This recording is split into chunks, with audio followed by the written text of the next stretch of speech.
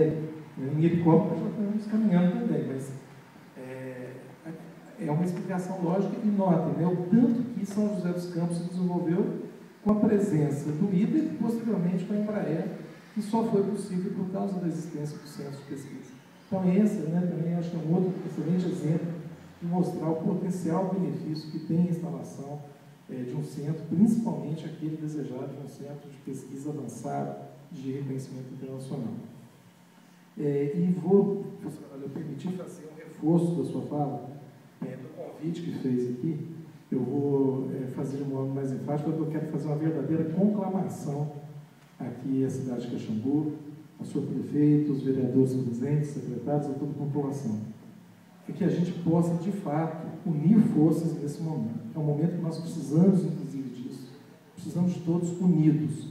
É um projeto grandioso, é um projeto que ele é de um conjunto de pessoas, de um conjunto de instituições, mais do que pessoas, de um conjunto de instituições, que tem em conjunto a meta de contribuir para o desenvolvimento regional, como aqui foi colocado.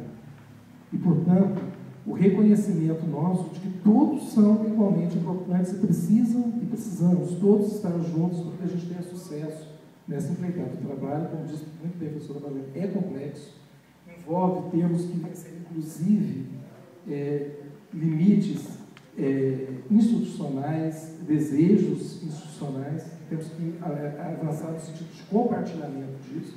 Então, portanto, é um momento que conclamamos todos a uma grande união, né?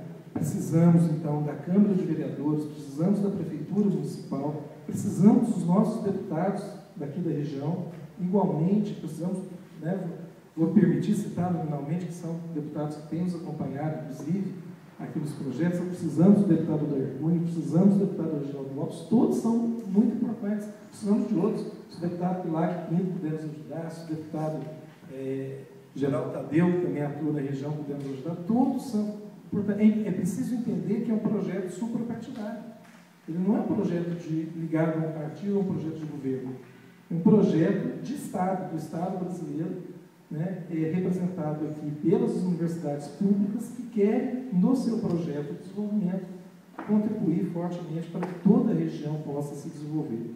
Portanto, é um reconhecimento de que o trabalho de todos é importante e que nós queremos todos juntos nesse processo. Então, é a conclamação que eu aproveito para fazer, mais uma vez, dos poderes legislativo, executivo municipal, do poder legislativo federal, estadual, puder nos ajudar também nessa empreitada, para que a gente tenha sucesso e o nosso trabalho seja tão potencializado e resulte nos tão sonhados frutos que nós estamos almejando aí para todos. Tá bom?